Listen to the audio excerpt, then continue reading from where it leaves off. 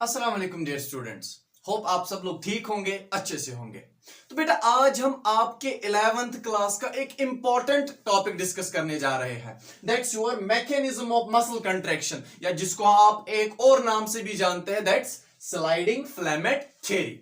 बेटा ये आपका चाहे आपका नीट एग्जाम हो या आपका बोर्ड एग्जाम हो, दोनों ही एग्जाम्स में ये क्वेश्चन पूछा जाता है। और नीट में भी बहुत ही क्वेश्चंस इस वाले टॉपिक से आपसे पूछे जाते हैं। और बेटा आपको पता ही है, स्पेशली जो हमारे 11th क्लास के बच्चे हैं, सबसे डिफिकल्ट टॉपिक उनको यही वाला टॉपिक लगता है। तो बेटा घबराने की बात है नहीं, इंशाल्लाह वैसे पढ़ेंगे कि आपको इसमें कोई कंफ्यूजन नहीं रहेगा और आपको ये बहुत ही अच्छे से समझ आ जाएगा। ठीक है बेटा, तो अब सवाल है, देखिए बेटा, जो ये स्लाइडिंग फ्लेमेट थ्योरी है, according to this sliding filament theory, देखिए बेटा इसमें होता क्या है, हमारी मसल कंट्रैक्शन हो जाती है। ठीक है, मसल कंट्रैक्ट होती है और आपको पता ही है जो हमारा मसल फाइबर है उसमें हमने पढ़ा है, उसमें दो प्रोटीन्स होते हैं, one is actin and another one is myosin. और एक्टिन को हम क्या कहते हैं, थिन फिलामेंट कहते हैं, और मायोसिन को हम क्या कहते हैं, थिक फिलामेंट कहते हैं। अकॉर्डिंग टू दिस थ्योरी हमारी मसल कंट्रैक्ट होती है। कब होती है, जब हमारा मान लो ये क्या है, थिन फिलामेंट है, और मान लो ये हमारा मायोसिन थिक फिलामेंट है। अकॉर्डिंग टू दिस थ्योरी हमारी मसल कंट्रैक्ट करती है जब हमारा थिन फिलामेंट स्लाइड ओवर करेगा हमारे थिक फिलामेंट के। फिर से मैं बताऊंगा, जब हमारा थिन फिलामेंट स्लाइड ओवर करेगा, इसके ऊपर आ जाएगा, किसके ऊपर, थिक फिलामेंट के ऊपर, तभी हमारी मसल कंट्रैक्ट होती है। अब ये सारा प्रोसेस कैसे होता है वो हम अब देखेंगे। ठीक है, हाँ तो बेटा अब देखिए होता क्या है। देखिए बेटा, हम सब लोगों को पता ही है कि जो हमारा मास्टर कंट्रोल सिस्टम है हमारी बॉडी में, वो है क्या, that's our brain. Very good. Brain जो हमारा होता है, ये ब्रेन करता क्या है, यही हमारी बॉडी में जो कोई भी फंक्शन होती है उसको कंट्रोल करता है। अब हमें देखना क्या है कि मसल कंट्रैक्शन होती कैसे है, मसल में मूवमेंट होती कैसे है, इसको भी कंट्रोल कौन करता है, हमारा ब्रेन ही करता है। Very good. अब देखिए बेटा ये ब्रेन करता क्या है, ये ब्रेन ही इस कंट्रैक्शन को इनिशिएट करता है। अब सवाल, इनिशिएट कैसे करेगा, ये ब्रेन सिग्नल्स भेजता है। क्या भेजता है बेटा, सिग्नल्स भेजता है। ये ब्रेन जो ही सिग्नल्स भेजेगा, अब सिग्नल भेजेगा किसके through, very good, neurons, nerves के थ्रू भेजेगा। फॉर एग्जांपल मान लो ये एक ऐसा न्यूरॉन है जो हमारी इस मसल फाइबर तक क्या करता है, सिग्नल्स भेजता है, और इस वाले न्यूरॉन को हम क्या कहते हैं, वेरी गुड, मोटर न्यूरॉन। तो ये मोटर न्यूरॉन करेगा क्या, ये मोटर न्यूरॉन हमारे ब्रेन से सिग्नल्स लाएगा। कहां तक लाएगा, हमारा जो मसल फाइबर होगा, इसी मसल फाइबर तक सिग्नल पहुंच जाती है थ्रू दिस मोटर न्यूरॉन। अब सवाल देखिए बेटा, इंपॉर्टेंट पॉइंट है, जो ये मसल फाइबर होता है, इस वाले पार्ट को हम न्यूरॉन का जो एंडिंग पार्ट होता है, इसको हम क्या कहते हैं, nerve ending. Very good, nerve ending. बेटा इंपॉर्टेंट पॉइंट जो आपको याद रखना है, ये नर्व एंडिंग हमारे इस मसल फाइबर के साथ क्या बनाता है, कनेक्शन बनाता है या जंक्शन बनाता है, and this junction is known as neuromuscular junction. ये न्यूरोमस्क्यूलर जंक्शन करता क्या है, यही से तो ट्रांसफर होगा ना signal from neuron to muscle fibre. और इस न्यूरोमस्कुलर जंक्शन को हम एक और नाम भी कहते हैं, दैट्स मोटर एंड प्लेट। अब देखिए बेटा होगा क्या, जो ही ब्रेन ने सिग्नल भेजी थ्रू दिस मोटर न्यूरॉन, और ये मोटर न्यूरॉन करेगा क्या, अब इसको सिग्नल ट्रांसफर करनी है टू दिस मसल फाइबर। ये कैसे करता है, जो यहां पर ये नर्व एंडिंग होती है, यहां पर ये न्यूरोट्रांसमीटर्स को रिलीज कराएगा। और किस न्यूरोट्रांसमीटर को रिलीज कराता है, ये भी आपको याद रखना है, ये आपके एग्जाम में पूछा जा सकता है। This neurotransmitter is known as acetylcholine. ये किसने रिलीज कराया? नर्व ने, मोटर न्यूरॉन ने रिलीज कराया। ये एसिटाइलकोलिन अब करेगा क्या? इसको क्या कराना है? मसल कंट्रैक्शन को इनिशिएट कराना है। बेटा इधर देखिए होता कैसे है। जो ये एसिटाइलकोलिन निकला, ये रिलीज हुआ, अब ये एसिटाइलकोलिन हमारे मसल फाइबर के ऊपर एक्ट करेगा और हमारे मसल फाइबर के ऊपर एक करता क्या है? ये यहां पर एक्शन पोटेंशियल जनरेट कराएगा और वो action potential through out the membrane क्या होगा? फैल जाएगा, स्प्रेड हो जाएगा। और जो ही ये क्या एक्शन पोटेंशियल हमारे मेम्ब्रेन के थ्रू आउट स्प्रेड हुआ, ये एक्शन पोटेंशियल की वजह से होगा क्या? बेटा ध्यान से सुनिए, ये एक्शन पोटेंशियल एक्ट करेगा हमारे सार्कोप्लाज्मिक रेटिक्यूलम के ऊपर। Point to be noted, sarcoplasmic reticulum के ऊपर एक्शन पोटेंशियल जब एक्ट करेगा, इस सार्कोप्लाज्मिक रेटिक्यूलम के अंदर है क्या? बेटा हमने पढ़ा है, आपने 9th में पढ़ा होगा, 11th में पढ़ा होगा, सार्कोप्लाज्मिक रेटिक्यूलम के अंदर ही स्टोर होता है आपका कैल्शियम। आपका कैल्शियम कहां पर स्टोर होता है? सार्कोप्लाज्मिक रेटिक्यूलम में। और इस कैल्शियम को हमें करना क्या है? यही कैल्शियम रेस्पॉन्सिबल होता है फॉर मसल कंट्रैक्शन। ये मसल कंट्रैक्शन के लिए रेस्पॉन्सिबल होता है। तो इस सार्कोप्लाज्मिक रेटिक्यूलम क्या कराएगा? ये इस कैल्शियम आयोन्स को रिलीज कराएगा। किस में रिलीज कराएगा? जो हमारे मसल फाइबर के अंदर क्या है? साइटोप्लाज्म है, दैट सार्कोप्लाज्म। उस सार्कोप्लाज्म के अंदर आपके कैल्शियम आयोन्स आ जाएंगे। अब ये कैल्शियम करेगा क्या? वो हम देखेंगे। तो बेटा हुआ क्या? ये कैल्शियम आयोन्स जो कि रिलीज हुए फ्रॉम सार्कोप्लाज्मिक रेटिक्यूलम। अब देखिए बेटा, जो ये कैल्शियम आयोन्स होते हैं, ये कैल्शियम आयोन्स करते क्या है? बेटा जैसे आपको पता ही होगा कि जो हमारा मसल फाइबर होता है स्केलेटल मसल में, उसमें क्या होते हैं? एक तो थिक फिलामेंट होता है, दूसरा थिन फिलामेंट होता है। थिक फिलामेंट हम किसको कहते हैं? मायोसिन को कहते हैं। Very good. और थिन फिलामेंट किसको कहते हैं? एक्टिन को कहते हैं। वेरी गुड, एक्टिन को कहते हैं। और आपने पढ़ा ही होगा एक्टिन पे क्या होता है? एक्टिन पे छोटे छोटे ये जो 3 डॉट्स मैंने बनाए हैं, ये क्या होते हैं? ये ट्रोपोनिन होता है। क्या होता है? ट्रोपोनिन। Very good, troponin. और ट्रोपोनिन आपने पढ़ा होगा, ट्रोपोनिन की 3 टाइप्स होते हैं। कौन कौन सा होता है इस पे? Troponin I, troponin T and troponin C. बेटा हुआ क्या? इधर हुआ क्या? कैल्शियम आयोन्स रिलीज हुए। क्या हुआ? कैल्शियम आयोन्स रिलीज हुए फ्रॉम सार्कोप्लाज्मिक रेटिक्यूलम। अब ये कैल्शियम आयोन्स का रोल होता क्या है? देखिए बेटा, ये कैल्शियम आयोन्स जो ही आते हैं, ये कैल्शियम आयोन्स इस ट्रोपोनिन सी के साथ बाइंड हो जाते हैं। ये कैल्शियम आयोन्स क्या करते हैं? ये कैल्शियम आयोन्स इस ट्रोपोनिन सी के साथ बाइंड हो जाते हैं। जो ही यहां पर कैल्शियम आयोन्स इस ट्रोपोनिन सी के साथ बाइंड हो गए, सर इसका रोल है क्या? बाइंड तो हो गए, अब ये करेगा क्या? देखिए बेटा, जो हमारा मायोसिन होता है, मायोसिन जो होता है, इसको बाइंड होना होता है किसके साथ? एक्टिन के साथ। लेकिन जो साइट, फॉर एग्जांपल ये साइट है किसकी? ये साइट अगर हम माने किसकी है? मायोसिन हेड की है। लेकिन ये साइट बंद हुई होती है। ये साइट इसके ऊपर मान लो आप मास्क लगी हुई होती है। और वो मास्क होती क्या है? दिस ट्रोपोनिन आई।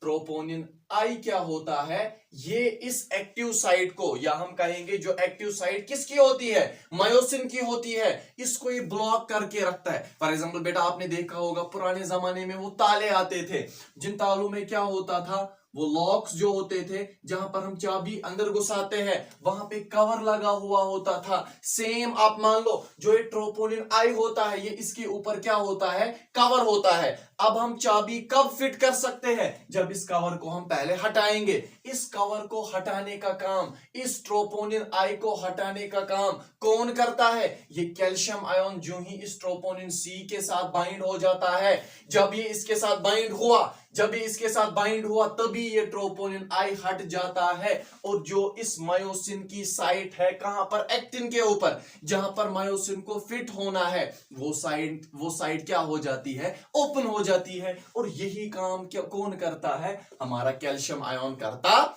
है। बेटा अब क्या हुआ? मायोसिन की साइट ओपन हो गई। अब ये मायोसिन हेड क्या करेगा? ये मायोसिन हेड अब जाएगा, कहां जाएगा? अब इसको क्या करना है? एक्टिन के साथ बाइंड होना है। क्यों बाइंड होना है? पहले ही हमने पढ़ा कि ये मसल कंट्रैक्शन होती कैसे है? जब ये थिन फिलामेंट क्या करती है, स्लाइड ओवर करती है थिक फिलामेंट, जिससे कंट्रैक्शंस पॉसिबल होती है और उन्हीं कंट्रैक्शन से हम मस्कुलर मूवमेंट्स कर पाते हैं। तो बेटा होगा क्या, देखिए हमारे मायोसिन के ऊपर भी दो साइड्स होती है, पढ़ा होगा आपने। एक क्या होती है, वो वाली साइड जहां पे इसको किसके साथ बाइंड होना है, एक्टिन के साथ बाइंड होना है। सर खुद ब खुद ही कैसे जाएगी? बेटा आपने पढ़ा होगा यहां पर एक और साइड भी होती है जहां पर आपका एटीपी बाइंड होता है। क्या होता है? एटीपी बाइंड होता है। तो जो ही इसके पास एटीपी बाइंड हो जाएगा, एटीपी जब यहां पे बाइंड हो जाएगा, अब एटीपी देगा क्या, एनर्जी देगा। जो ही इस मायोसिन हेड को क्या मिलेगी, एनर्जी मिलेगी, और ये मायोसिन हेड क्या होगा, ये इस एक्टिन फिलामेंट के साथ बाइंड हो जाएगा। और इसी को जब ये बाइंड हो जाएगा, इसी को हम क्या कहते हैं, क्रॉस ब्रिज।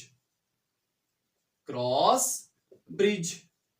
बेटा इतना आप लोगों को समझ आया होगा, आई होप। क्रॉस ब्रिज बनाता है। ये क्रॉस ब्रिज होता क्या है, ये कुछ नहीं होता है। जब मान लो फॉर एग्जांपल ये आपका क्या है, थिन फिलामेंट है, एक्टिन है, और ये मान लो आपका क्या है, थिक फिलामेंट है। ये क्या करता है, पहले ये ऐसे था, अब इसने क्या बनाया, यहां पर क्रॉस ब्रिज बनाया। अब जो ही क्रॉस ब्रिज बना, ये क्या करता है, ये मायोसिन हेड क्या कराता है, ये इसको अपनी जानिब खींचता है। बेटा ध्यान से देखिए, ये क्या करेगा, इसको अपनी जानिब खींचेगा। जब ये इसको अपनी जानिब खींचेगा, ये जो थिन फिलामेंट है ये आगे की तरफ क्या होगा, आगे की तरफ मूव करेगा। और ऐसे ही देखो, एक बार इसने खींचा, अब क्या होता है, ध्यान से सुनिए बेटा। जो ये क्रॉस ब्रिज बना, इसने इसको अपनी जानिब खींचा। अब इसके बाद एटीपी ने जितनी एनर्जी दी थी वो एनर्जी खत्म हो जाती है। अब क्या करता है, ये क्रॉस ब्रिज ब्रेक हो जाता है। ये अपनी जगह, कौन सा, मायोसिन हेड अपनी जगह वापस आ जाता है। जब ये अपनी जगह वापस आ गया, एक और एटीपी आके इसके साथ बाइंड होता है और इसको फिर से एनर्जी देता है। ये एक्टिन फिलामेंट इधर पहुंच गया था, अब जो ही इसको फिर से एनर्जी मिल गई, ये क्या करेगा, ये अब फिर से इसके साथ बाइंड करेगा और इसको और आगे खींचेगा। सिमिलरली फिर से क्रॉस ब्रिज ब्रेक, एटीपी आ गया, फिर से क्रॉस ब्रिज बनेगा और आगे खींचेगा, ऐसे ही आगे खींचेगा, आगे खींचेगा, और अल्टीमेटली होता क्या है, ये जो थिन फिलामेंट एक्टिन था, ये सारा का सारा इस थिक फिलामेंट के ऊपर आ गया। पहले इतनी डिस्टेंस थी, अब ये इसके ऊपर आ गया। तो अल्टीमेटली हुआ क्या बेटा, हुआ मसल कंट्रैक्शन हो गई। मसल जो थी ये कंट्रैक्ट हो गई। इतना बेटा आपको समझ में आया? हाँ तो बेटा अब हुआ क्या, देखिए अब आप इधर देख सकते हैं। देखिए पहले एटीपी इसके साथ बाइंड हुआ, फिर क्या हुआ, अल्टीमेटली यहां पे क्रॉस ब्रिज बना। जो ही क्रॉस ब्रिज बना, तो ये एक्टिव फिलामेंट, एक्टिन फिलामेंट और मायोसिन फिलामेंट जो होता है, ये मायोसिन फिलामेंट क्या करता है, इसको अपनी जानिब खींचता है, अपनी जानिब खींचता है। और जो ही एटीपी की एनर्जी खत्म हो गई, ये क्रॉस ब्रिज ब्रेक हो जाता है और फिर से नया एटीपी जुड़ता है। और ये सेम प्रोसेस कंटिन्यूअसली, जैसे मैंने आपको दिखाया, continuously breaking and formation of cross bridge, ये कंटिन्यूअसली होता है अंटिल क्या होगा, अंटिल ये हमारा एक्टिन फिलामेंट जो है ये हमारे मायोसिन फिलामेंट के ऊपर स्लाइड करता है। तो बेटा अब इंपॉर्टेंट पॉइंट है जो कि आपके नीट में पूछा जाता है। देखिए आपने ये पढ़ा होगा, ये स्ट्रक्चर आपने देखा होगा कि जो हमारा मसल होता है, मसल फाइबर होता है, उसमें ये स्ट्रक्चर्स पाए जाते हैं। देखिए आपको पता ही होगा, इस वाले बैंड को हम क्या कहते हैं, ए बैंड कहते हैं, ठीक है ना। इस वाले इस लाइन और इस लाइन को हम जेड लाइन कहते हैं, और जो एरिया दो जेड लाइंस के बीच में होता है उसको हम क्या कहते हैं, सार्कोमियर कहते हैं। अब हम देखते हैं ज्यूरिंग मसल कंट्रैक्शन किस बैंड के साथ क्या होता है, और असल में जो हमारा सार्कोमियर होता है, which is known as functional part of our muscle fibre, उस सार्कोमियर के साथ एक्चुअली होता क्या है। देखिए बेटा इधर ध्यान से देखिए, जो हमारा मसल कंट्रैक्शन जो ही स्टार्ट होता है, देखिए होता क्या है, ये एक्टिन फिलामेंट्स किसके साथ जुड़े हुए होते हैं, एक साइड से इस जेड लाइन के साथ, दूसरे साइड से इस जेड लाइन के साथ। होता क्या है, इधर देखिए फिर से, ये जो एक्टिन फिलामेंट है ये क्या करता है, स्लाइड ओवर करता है हमारे मायोसिन फिलामेंट के ऊपर। देखिए ये वाला एक्टिन फिलामेंट इसके ऊपर स्लाइड करेगा, देखिए आगे आ चुका है, और ये वाला एक्टिन फिलामेंट इसके ऊपर स्लाइड करना स्टार्ट करेगा। अल्टीमेटली जो हमारा सार्कोमियर है उसकी लेंथ क्या हो जाएगी, कम हो जाएगी। तो मैं कह सकता हूं कि जो सार्कोमियर की लेंथ है वो क्या हो जाती है, वो डिक्रीज हो जाती है। या जो दो जेड लाइंस होती है वो आपस में क्या हो जाते हैं, वो आपस में नजदीक आ जाते हैं। तो अल्टीमेटली होगा क्या, अल्टीमेटली होगा क्या, मुझे आप बताइए। जो ये हमारा जो होता है ये एच बैंड कहां पर होता है, जो दो एक्टिन फिलामेंट्स के बीच में जो स्पेस होती है, ये वाली स्पेस, इस स्पेस को हम क्या कहते हैं, एच बैंड कहते हैं। इस एच बैंड के साथ होता क्या है, इस एच बैंड के साथ होता क्या है, ये एच बैंड धीरे धीरे खत्म हो जाता है। देखिए थोड़ा बहुत नजदीक आ गया। अब अल्टीमेटली जब मैक्सिमल कंट्रैक्शन हो जाती है, ये एच बैंड अल्टीमेटली खत्म हो जाता है, एच बैंड बचता ही नहीं है। वाइल जो हमारा क्या था, ये वाला बैंड, इसको हम क्या कहते हैं, ए बैंड। ये ए बैंड की लेंथ मेंटेन रहती है। बेटा 3 पॉइंट्स आपको याद रखने हैं। नंबर 1, एच बैंड खत्म हो जाता है, एच बैंड की लेंथ बचती ही नहीं है। वाइल एज ए बैंड हम किसको कहते हैं, जो ये हमारी लेंथ होती है, किसकी लेंथ होती है, हमारे मायोसिन फिलामेंट की लेंथ होती है। इस वाले लेंथ को हम यहां से यहां तक क्या कहते हैं, ए बैंड। अब देखिए ए बैंड यहां पर भी वैसे का वैसा है और लास्ट में भी वैसे का वैसा ही है। और तीसरा पॉइंट जो आपको याद रखना है, which very very important, that's जो हमारा सार्कोमियर है, इसको हम एक और नाम भी कहते हैं, दैट्स आई बैंड भी हम कहते हैं। इस आई बैंड की लेंथ क्या होती है, देखिए यहां पे थोड़ी बहुत डिक्रीज हो गई, फिर अल्टीमेटली बहुत ही ज्यादा डिक्रीज यहां पर हो गई। अल्टीमेटली हम कह सकते हैं जो हमारा आई बैंड होता है उसकी लेंथ भी डिक्रीज होती है, एच बैंड तो खत्म ही हो जाता है। बट जो हमारा ए बैंड है, ए बैंड की लेंथ वहां पे मेंटेन रहती है। ये कब होता है, ज्यूरिंग मैक्सिमल कंट्रैक्शन। बेटा इतना आपको अब तो मुझे लगता है आपको समझ आ ही गया होगा कि जब मसल कंट्रैक्शन होती है इसमें होता क्या है। अब सवाल, सर मसल तो कंट्रैक्ट हो गई, ये अब रिलैक्स कैसे होगी। बेटा देखिए जब हमारी मसल कंट्रैक्शन जितनी हमें चाहिए थी, अब ब्रेन क्या करेगा, अब न्यूरोट्रांसमीटर, न्यूरॉन एंड प्लेट जो हमने दिखाया था, न्यूरोमस्कुलर जंक्शन, वहां पे अब न्यूरोट्रांसमीटर बंद हो जाएगा, एसिटाइल कोलिन निकलेगा ही नहीं। जब एसिटाइल कोलिन नहीं निकलेगा तो कैल्शियम आयन जो यहां पर थे वो अब क्या करेंगे, वो अब वापस आ जाएंगे कहां पर, हमारे सार्कोप्लाज्मिक रेटिक्यूलम के अंदर। जो ही कैल्शियम आयन सार्कोप्लाज्मिक रेटिक्यूलम के अंदर आ गए तो यहां से क्या होगा, जो हमारा एक्टिन था, मैंने बताया है एक्टिन में एक मास्किंग मॉलिक्यूल होता है, वो मास्किंग मॉलिक्यूल कौन सा होता है, दैट इज ट्रोपोनिन आई। ये ट्रोपोनिन आई फिर से बैठ जाएगा और मायोसिन की एक्टिव साइट को ब्लॉक कर देगा। जो ही मायोसिन की साइट ही ब्लॉक हो गई, अब मायोसिन फर्दर क्या नहीं कर पाएगा, मायोसिन फिर से बाइंड नहीं हो पाएगा, और जिससे हमारी मसल क्या हो जाती है, वापस से धीरे धीरे रिलैक्स, नॉट धीरे धीरे, ये बहुत ही फास्ट प्रोसेस होता है,